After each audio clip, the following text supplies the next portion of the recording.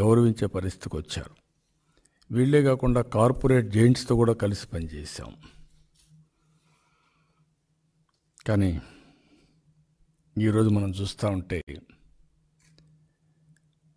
ఇది ఏ విధంగా అభివర్ణించ నాకైతే అర్థం కావడం లేదు. ఎప్పుడు కూడా మా మిస్సెస్, నా భార్య రాజకీయాలకు రాలేదు. ఒక్కొక్కసారి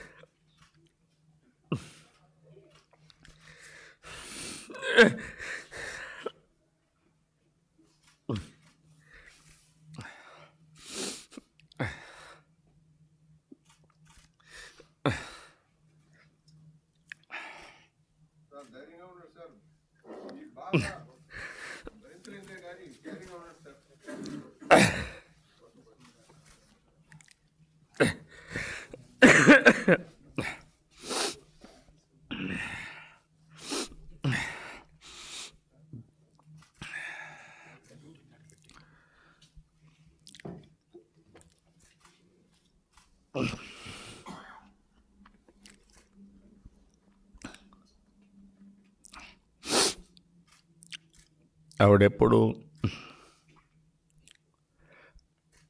రాజకీయాలపైన ఆసక్తి లేదు.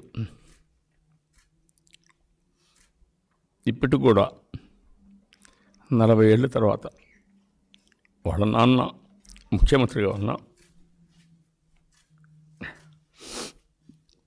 నేను సుదీర్ఘకాలం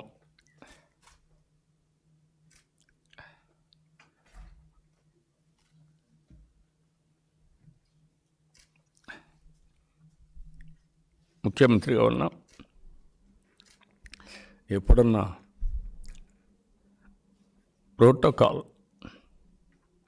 తప్పదనుకున్నప్పుడు రిక్వెస్ట్ చేస్తే తప్ప ఎప్పుడు వచ్చేది కాదు.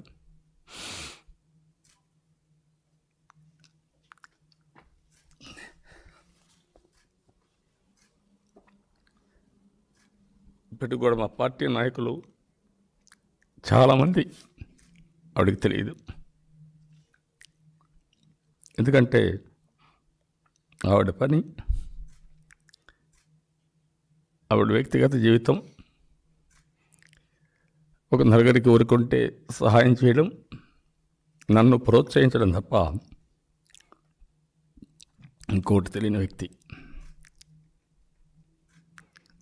అలాంటి వ్యక్తిని కూడా క్యారెక్టర్ అసాసినేషన్ చేసే పరిస్థితికి వచ్చారంటే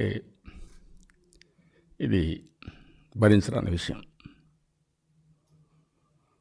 ఆవిడ చేసిన త్యాగం కానీ, నేను చేసిన పోరాటం కానీ ప్రజల కోసం చేశాం. అయితే ఈరోజు 2.5 సంవత్సరాలుగా నన్ను ఇష్టం వచ్చేట్టు మాట్లాడారు, బండ బూతులు తిట్టారు.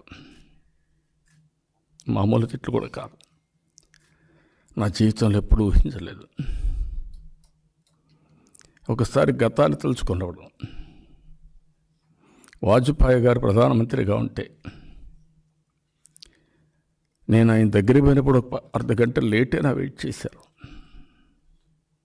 ఆయన ఒకటే చెప్పేవారు, ఏ రోజు కూడా ఆంధ్ర సీఎం వ్యక్తిగత ఫేవర్స్ అడగడు, ప్రజల కోసం ఆలోచిస్తాడు, అలాంటి వ్యక్తిని సపోర్ట్ చేయాలి అని గౌరవంగా చెప్పేవాడు.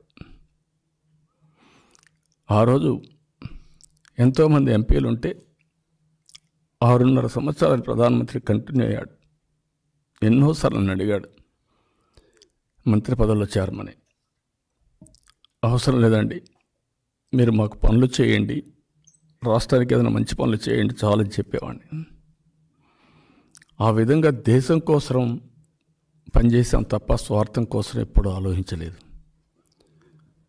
అబ్దుల్ కలాం లాంటి వ్యక్తిని రాష్ట్రపతిగా చేసినప్పుడు కూడా ఒక హ్యాపీనెస్ ఫీల్ అయ్యాం. కానీ ఈరోజు ఒకసారి అనిపిస్తుంది, మనం చరిత్ర కూడా చూస్తే చాలా బాధ కలుగుతుంది. మైథలాజికల్